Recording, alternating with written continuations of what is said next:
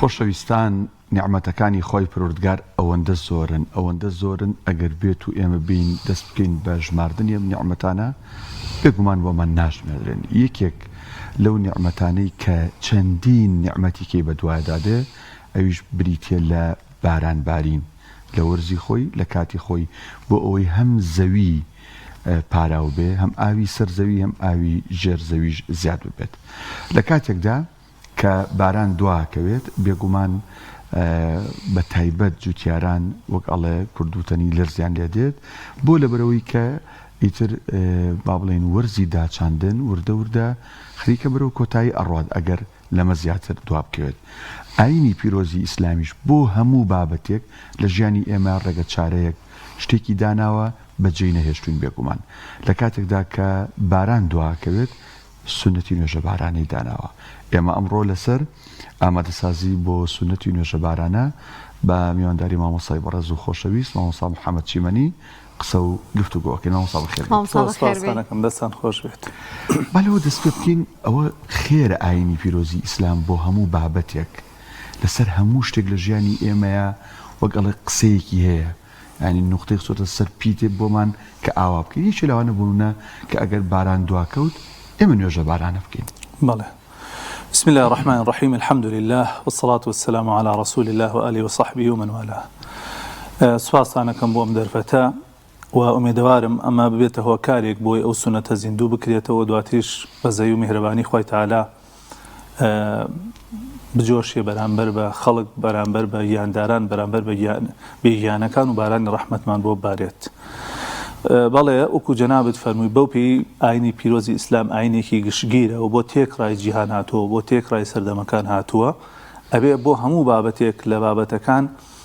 وەکوڵێ ڕێنمایی خۆی هەبێت و جیهاتی خۆی هەبێ. پێغەمبەرانی تر بۆ گوندێک هاتوون بۆ شارێک هاتوون بۆ وڵاتێکی تایبەت هاتوون بەڵام پێغەمبەری خوا صلی الله علیه وسلم وەکو خۆی فەرمووی وأرسلت إلى الخلق كافة من بۆ هەموو مەخلوقات نێردراوم بۆ هەموو سەرزەوی نێردراوم بۆ هەموو ساڵ و کاتەکان و سەردەمەکان نێردراوم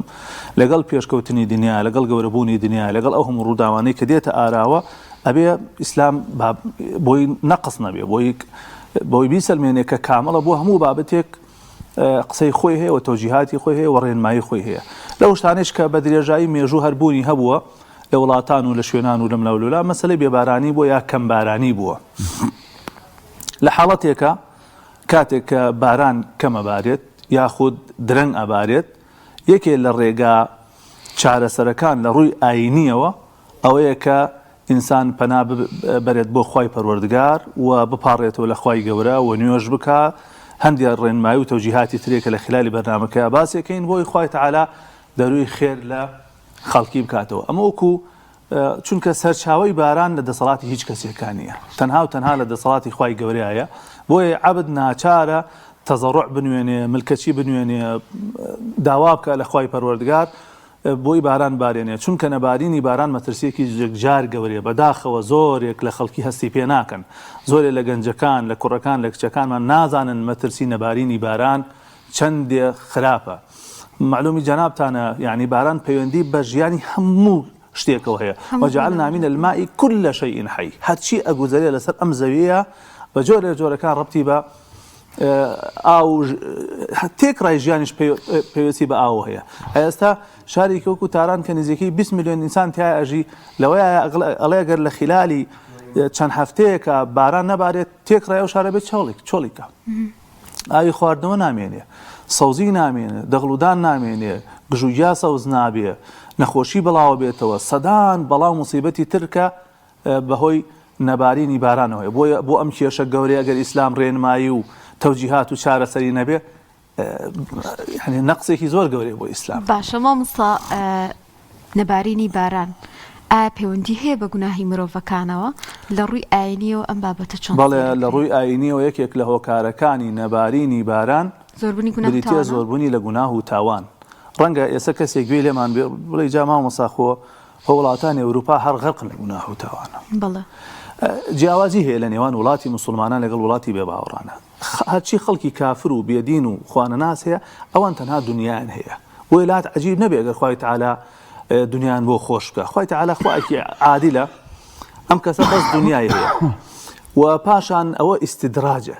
ئێمە شتێکمانە لە دینە پێوتە ئیستدراج یعنی پەلکێشکردن یعنی جڵەو بۆشلکردن ئەمانە خوای تەعالا جڵەویان بۆشلەکە چونکە خوا ناناسن چونکە بێدینن ڕۆچوون لە گوناح و تاوانە خوای تەعالا جڵەویان بۆشلەکە ژیانیان بۆ خۆشەکە تا زیاتر ڕۆ بچن لەناو گوناح و تاوانە بەڵام بەنسبەت ئیماندارانەوە بەڵێ خوای تەعالا فەرمێ ولو أن أهل القرى آمنوا واتقوا لفتحنا عليهم بركات من السماء والأرض ئەگەر خەڵکی گوند و شار و شوێن و وڵاتەکان تەقوای خوای پەروەردگار بکەن ئیمانی تەواویان بە خوای تەعالا بێ خوا فەرمێ بەرەکەتی ئەرز و ئاسمانیان بەسەراکەینەوە یان لە سوورەتی نوح فەرمێ فقلت استغفروا ربكم إنه كان غفارا وەرن داوای لێخۆشبوون لە خوا بکەن خوای تەعالا زۆر لێخۆش بووە يرسل السماء عليكم مدرارا خوای تەعالا ئاسمانتان پڕ بە پڕ پەڵەهەوری پڕ بە بارانەوە بۆ ئەنێرێ ويمددكم بأموال وبنين ويجعل لكم جنات ويجعل لكم أنهارا ورن هەمووتان بگەڕێنەوە بەلای خوا تەوبە بکەن بەڕاستی خوا بناسن خوای تەعالا خێر و بێری دنیاتان بەسەر ئاڕێژێ ماڵتان ئەولادتان سەرەت و سامانتان تا کۆتایی وەالفەرمودەی هاتووە پێغەمبەری خوا صلی الله علیه و سلم ڕێک دەسەخاتە سەر ئەو پرسیاری جەنابەت ئەفەرمێ ولم يمنعوا زكاة أموالهم إلا منعوا القطر من السماء هەر میلەتێک گەلێک نەتەوەیەک زەکاتی ماڵەکانیان بگرنەوە و بەشی فەقیر و هەژارەکانی لێ نەدەن ئەوە خوای رب العالمین ئاوی ئاسمانیان لێگرێتەوە ئێستا ڕەنگە بڵێ مامۆستا وەڵای ئەوەی من ئاگادار بم الحەمدولله خەڵکێکی باش زەکاتە داوچیوانە ئەوە قلەیەکی قەلیلەیە ئەوە ئەوانن کە سەروەتێکی کەمیان هەیە ئەوانەی کە پارەداری سەرەکین بچن زمانی گەورن بڵێن پارەی زەبەلاحیان هەیە بە مەلاین دۆلاراتیان هەیە ئەوانە زەکات نادەن ئەگینا ئەوەی کە خوای رب العالمین دایناوە بە ڕێکی و بە جوانی دابەش بکرێ ئەو کاتە فەقیرێکت دەست ناکەوێت یارمەتی و هاوکاری بدەیت بۆیە بەڵێ بە تەکیدی خوا فەرمێ ما أصابكم من مصيبة فبما كسبت أيديكم بەسڵا کاکدانا پێشەوە ئەو جۆرە تاوانانە کامن کە مرۆڤ پێی مبتەلا بێت و بێتە هۆی والله زیاتر ئەو تاوانانە کە ڕەبتیان بە هینەوەی یعنی تاوانی شخصی نە زیاتر ئەو تاوانانن کە ڕەبتیان بە کۆمەلگا هەموویەوە هەیە بۆ نمونە وەکو مەسەلەن زەکات نەدان بڵاوبوونەوەی خوا نەخواسە فاحیشە و بەدڕەوشتی ڕیبا و سوخۆری ئەوانەی کە زیاتر ڕەبتیان بە ئامی مجتەمەعەوە هەیە خەڵک هەمووی لێ زەرمەند دەبوون و زیانیان پێ ئەگات خوا فەرمێ ما أصابكم من مصيبة فبما كسبت أيديكم هەر مصیبەتێک کە ڕوبەڕووتان ئەبێتەوە لە دنیاە ئللا بەشێکی چاکی بۆی گوناه و تاوانی خۆتانەوەیە باش مام سەبا بێنە سەر سنەتی ببوونە نوێژە بارانەکە سنەتەکە چۆنە کەی ئەکرێ چۆن ئەکرێ لەکوێ ئەکرێ ئەو سنەتانی بۆ ئەم سنەتە هەیە یان ڕێکارەکانی لە ڕووی شەرعات چۆنە هەیە بەڵێ طبعا پێش ئەوەی کە نوێژە بارانە بکرێ باش وایە بۆ نمونە سەرگەورەی ئەو شارە ئەو شوێنە یان لە مستەڵەحی فقهی بۆ نمونە ئەمیری ئەو شوێنە یان بۆ نمونە لانی کەم مفتی ئەو شارە داوا لە خەڵک بکە بڵێ خەڵکینە دوسێ ڕۆژ پێشەوە خەڵکینە چەند ڕۆژێک بە ڕۆژوو بن هەندێک سەدەقات بکەن ئەگەر حەقی خەڵکتان لایە بیژێڕنەوە بەعزێ باش داوای لێخۆشبوون لە خوای گەورە بکەن فڵانە ڕۆژ ئێمە نوێژە بارانە ئەکەین نوێژە بارانەی سونەت وایە لە دەشتاییەک بکرێت لە چۆڵەوانەیەک بکرێت لە دەرەوەی شار خەڵکی هەموو تایە کۆ ببنەوە پیاو ئافرەت گەورە بچووک حتا لەما فەرمون هەندێک مەڕ و ماڵات برن بۆی ئەوانیش باڕەباڕیان لێ بەر بێتەوە خوا بەزەی بە یەکێکا بێتەوە یعنی پیرێژن حتا ئەوانەی کە مندامن ئەوانەی کە توانایان نییە جۆرە ها خەڵک بڕۆنە دەرەوە هەر یەکی بە جۆرێک بۆ پاڕێت و بەڵکو خوا بەزەی بە یەکێکا بێتەوە ئەمە ئەبێ خەڵک بگاتە قەناعەت کە ئەمە بابەتێکی زۆر گەورە و گرنگە چۆن تۆ خۆت مصیبەتێکە تووشە بێ ئەپاڕیتەوە ئەگری دەست بەرزەکەیتەوە بۆ ئاسمان ئەبێ هەموو خەڵک ئەمە بە قەزەی خۆی بزانێ یعنی ماوەن سادانە دادەبڕێز تەماشا بکەن لە سەردەما لە کاتی سەلەفە لە پێشینانە لە کاتی سەحابە کاتی پێغەمبەری خوا صلی الله علیه و سلم ئەتوانم بڵێم کاتی تابعینیش هیچ کاتێک دەرنەچوون بۆ نوێژە بارانە ئیلا بەدوای باران باریوە بەڵام بەداخەوە ئێستا چونکە بەپی ئەو ڕێنمانە ناکرێت کە شەرعیکە تەماشاکەی وەکو پێویست جێبەجێ نابێ ئەم خەڵکە بەم شێوازە دوای 3 ڕۆژ لە بەڕۆژوو بوون و سەدەقە و گەڕانەوەی مافی خەڵکی و داوای لێبوردن نەخوای پەروەردگاروانە ئەچن بۆ شوێنێکی دەشتایی لە دەشتایەکە هەمویان کۆبنەوە بۆی سەوادی ئەم خەڵکە زیاتر دەرکەوێ بۆی ڕەشایی زیاتر دەرکەوێ لەوێ دوو ڕکعات نوێژەکەن وەکو دوو ڕکعات نوێژەکەن وەکو نوێژی جەژن لا ركعتي كمان سنة وسبح اسم ربك العلا بخير ركعتي دوما هلتاك حديث الغاشي أخيرنا دعاء مع مصطفى خطيب يا وتربيشي أو شارع يا مفتي أو شارع وتارك بو خلق أخيرنا دعوة لو خلق أكاك بقرينو بلا إخوة استغفار بكن دعوة لخرج من جناه توانا كانتان بكن وصدقات بكن وبشيماني دربرن بلا إخوة جورا وما في خلقي بيرنوا لنا وتاركيش زور داوي لي خوش بون لخواك يعني توزي قصاكاو بر داوي لي خوش بون لخواك خوايا اما هلين اما كم كريماني اما جناه تاوان تيامانا بربلاوه بمشي وازا امن يجاكنو وامام سنتوايا جلكي خوي ببيشوانو اكاتبري وعندي علماء فرن خلقكيش هر بيكن شاكا يعني او جليك لبرتها ببيشوانو وبعكس وبيكي يعني خوايا رب العالمين وكو تفاؤلك وكو قشبينيك خوايا ام جلمان شلون اوا ام ديو كذا برمان ام حالما لم مشك صالي وقريبه بباديني باران بمشي وازا زور لخوا بارين وزور دعاء كان او نيوجاكن او تاريخ انه يتر تسليم بامر خواي پروردگار بن اگر تيامانا بي خوي رب العالمين الرحمن يبكى دعاك قول به او ان شاء الله باران باري اگر نش باري جاري كيترو ابي هر انسان دوباره کات مام صادروس لم زگوتا انجام دريان او رگريانه چين بو انجام داني نوجه بارانه لهريم كردستان اگر خوي سنت وعلى دروي شار بكري او پیغمبري خاص صلى الله عليه وسلم مصلى كردوتي شوينه كبو لمدينه بيوترا مصلى استا شويني استاي مزگوتي هنا مزگوتي غمامه لشاري مدينه او مصلى ابو نوجي ججني ليوي كردو نوجي بارانان ليوي كردو سنتك وايا بلام اگر بربستيك بي اگر مثلا شوينيكي وانا بي گونجاو نبي او كاتل نامز گوتي شابكري بس سنت وايا لدشتو دربكري او زورترين خلق بي او كمان باسي كم هيچ مزگوتي لم شارع جي او خلقي نابيتوا چونك ابي همو كسي اما باركي خوي بزانيه ونابي لم شارع لسيتو شوين بكري هل يك ليك شوينك بكري همو خلقي مزگوتا كان همو ما مصاي مزگوتا كان لكناله كان وبانواز بكري بو وي چون على مظاهره مليوني خلقي ام شاره تكرا حسب برپرسياريتي بكن تكرا حسب گناه بكن تكرا داوي لي خوشبون نخوا بكن بلكو خوي تعالى ليك دعائك قبولك وبارانا بارد استاد على هريم كردستان بازمي جنابه مامصا بيوستا يعني ام سنه زيندو بكريتوش هو يعزلنا وراستين هشتا دلوب باران نباريو بلا زور كاتي خويتي بيمالي روليوش باسو خاصي ليكري ومن ليريش ودعوة لهمو مع مصطعن وللجنة فتوى ولا أو جهة معنيانا كم براسي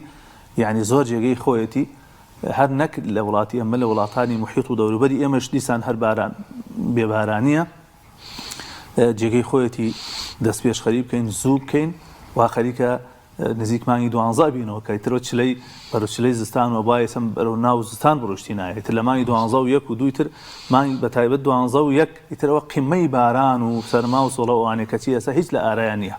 بو جيغي خويتي همو كسر حسب برسياريتي بكن منال جورا ما مصاي عيني خلقي تر خوينوار همو جن بياو همو كسيك حسب برسياريتي جورا بكن واما ترسيه بكن او كي اسر روبروي تاران بوتەوە چەند مانگێکی تر یاخوانە خواستە ساڵێک کە تا ساڵێک تباران نەبەرە ڕوبەڕوو ئێمەش بێت و کاتە دوکانیش ئەو نیسبە ئەوەی کە تایەتی وشکەکە و سەرچاوی سەرەکیش بۆ نمونە بۆ ئاوی ئەم شارە یا هەندێک شارەکانی تر کە لە شوێنی ترەوە ئاویان بۆ ڕادیسانەوە ئەویش وشکەکە و تووشی پەنا بەخوا وشکە ساڵی و حاڵەتی زۆر ناخۆشە ئەوەی کە ئێمە بیستومانە و فێر کراوین سونەت ئەگەر ئێمە ئەنجام بدەین خێرمان لەسەری دەستەکەوێ ئەم سنەتی نوێژەبارانە لەگەڵەوەی ئێمە محتاجین بەخوای پەروەردگار مەجبورین بچین بپاڕینەوە بەلاڵینەوە لەگەڵەوەش چوونمان و بەشداریکردنمان لەم سنەتەیە تووشی ئەجر و سەواو و خێرە بێگومان بەجێبەجێکردنی ئەم سنەتە جارێ ئەجر و پاداشەوە دەسەکەوێت کە سنەتێک زیندوو ئەکەیتەوە لەلایەکی ترەوە تۆ کاتی بۆ ئەم سنەتە خۆ هەرواداناشی بۆ خۆت سیرکەیت تۆ تەزەڕوع نوێنی ملکەچی بۆ خوانوێنی سنەتوە بەجلی شڕۆڵەوانەوە بچی بە پێڵاوی دڕاوە بچی بە سەری تۆزاویەوە بچی لەوێ تۆ ملکەچی بۆ خوانوێنی زۆر داوا لە خواکەی زۆر ئەپاڕیتەوە وەکو وتم هەر کەسێک کە ئەچێ بۆ نوێژە بارانە ئەبێ بەهەسی بەرپرسیارەتیەوە بڕوا بەڕاستی مامۆسادانە ئەم نوێژە بارانی کە لە وڵاتی ئێمە کرێ زۆر جیاوازە لەوەی کە لە پێشینانە کراوە پێشینان سنەت وا بۆ بەجلێکی دڕاوی شڕی داماوەوە يعني او كسخ خلاصه معناي ملكتشي وتضرعي بيه ديار ئێستا کابرا بە قاتێکی شاڵ و بەلێگزیزێکەوە چێ و بە هینێکی بە تەسبیحێکی دەنە گەورەوە دابەزێ و ئایفۆنێکی 17 ها بە بین گوێیەوە و ئەڵێ بۆ سەیران و سەفرە هاتووە هەر پێی شەرمە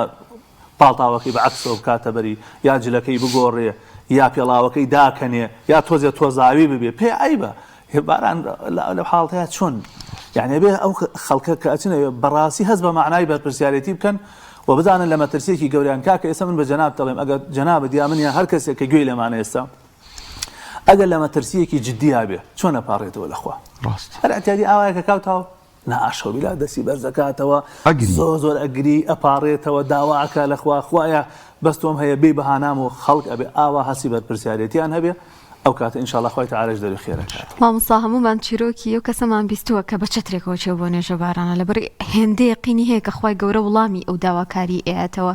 کە دوای ئەو نوێژێک سەر بارانە بارێ تا چەندێک گرنگە ئەم یەقینە ئەم بڕوابوونە بەخوای گەورە. زۆر ضرورە ئینسان هەر کەسێ پێغەمبەری خوا فەرمێ صلی الله علیه وسلم ادعوا الله وانتم موقنون بالاجابه. ئێوە داوا بکەن لەخوا لە کاتێکە یەقینتان هەبێت کە خوا وەڵامتان دەدات و نابێ بڵێ وەڵا بام شتە تاقی بکەمەوە ئەبێ بڵێ من پێویستیم بە ڕەحم و بەزەیی خوایە خوا ئەرحەم الراحیمینە کاکە لە پێشینێنا کردوانە پێغەمبەری خوا صلی الله علیه وسلم ئاو بەڕیشە هاتۆتە خوارەوە ئێستا ڕەنگەیەکێ بڵێ کاکە ئەخر پێغەمبەری خوا لە سەردەمی ترشا هەبووە حتا لە سەردەمی پێش پێغەمبەری خوایشە قسەیەکی نازام کاتەکەم مەجالەکەیە کە ئەڵێن موسی عەلەیهی سەلام کاتێک کە دەرچووە بۆ نوێژە بارانە خوا رب العالمین وحی بۆ کردو ئەگەین موسا کەسێکی زۆر گوناهبار هەیە لەناو ئەم خەڵکەیە هیچ نەماوە بێڕێزی بەرامبەر بە خوانەی کردبێ لەبەر ئەو باران نابارێ ئەوش ڕۆ کاتە ئەو خەڵکەڵی خەڵکی نەبوو خاتری خوا کێ ئاوا شەرمەزارە کی ئاوا تاوانبارە با دەچێتە دەرەوە خوا لەبەر ئەو بارانی لێگرتوینەتەوە ئەو عەبدەیش لە بینی خۆی و خوایە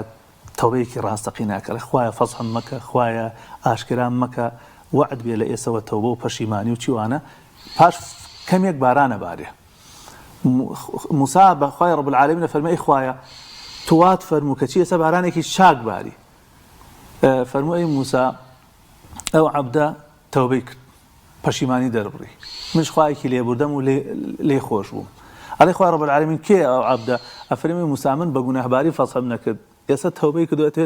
لە دوای تەوبەوە فەزحی بکەم يعني خوای رب العالمین لێبوردەیە تۆ ئەبێ وا بچی بڵێ ئینشاءالله بارانە بارێ حتا لە فقهی ئیسلامی ئەفەرمێ ويغتسل من الوادي إذا سال باسی ئەوە کە ئەفەرمێ سنەت وایە کە ڕۆژی بۆ نوێژە بارانە دوایەوە باران باری و جۆگە کەوتەڕێ سنەت وایە لەو ئاوە خۆت بشۆی چکەوە ئاوی ڕەحم و بەزەیی خوای هاتۆتە خوارەوە قریب و عاد بالسما تازە لە ئاسمانەوە هاتۆتە خوارەوە و دوعای وهنا و ئاوی بەرەکەت و ئاوی داوای لێبوردنە لە دوای لێبوردنی خوا هاتۆتە خوارەوە بۆی ئاوێکی مبارەکە سنەت وایە خۆت بشۆری ئەما گەر ئەو متمانەیە نەبێ کە جەناب دەیفەرمێن لە فیقهەوە باس نەکراوە باس ناکرا سێکەوە بۆچی باس کراوە لەبەرەوەی تۆ وا بە یەقینەوە بڕۆی جاری وا بووە چەندین جار بووە چوون بۆ نوێژی بارانە هیچ هەور بە ئاسمانەوە نەبووە لە خلالی ئەو ماوەیە کە نوێژەکەیان کردو و وتاریان خوێندو و دوعایان کردووانە هەور کۆ بووەوە باران باریوە ئەبرێ تۆ ئەبێ بۆ ڕوحیەتەوە بچی باشە تۆ کە دوعاکەی ئومێدت نییە خوای رب العالمین لێت وەرگرێ بێگومان کە ئەچی بۆ ئەو شوێنەیش ئەبێ بە هەمان شێوە بەو ڕوحیەتەوە پاریتەوە کە ئینشاءالله خوای تەعالی وەڵامتەیە کەواتە مامۆستا پێشەوەی بچین بۆ ئەم سونەتە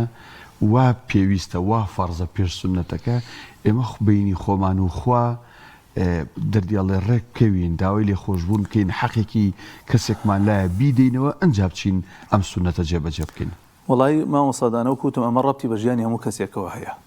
یعنی نابێت کەسێ بڵێ کاکە جا من چیم کرد تا بۆ بۆنی من و باران نەبارێ وانە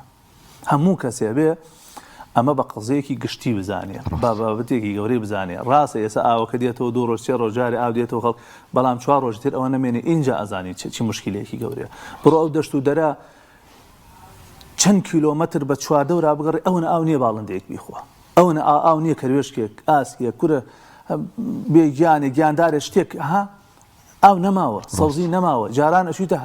هەر دۆڵێک پڕی بوو لە ئاو پڕی بوو لە سەوزی پڕی بوو لە دار و درەخت ئەوە موکانیە هەبوو کارێزا بوو هیچی نەما یعنی ئەمە مەترسیەکی زۆر گەورەیە بۆیە هەر کەسێ لە ئاسی خۆیەوە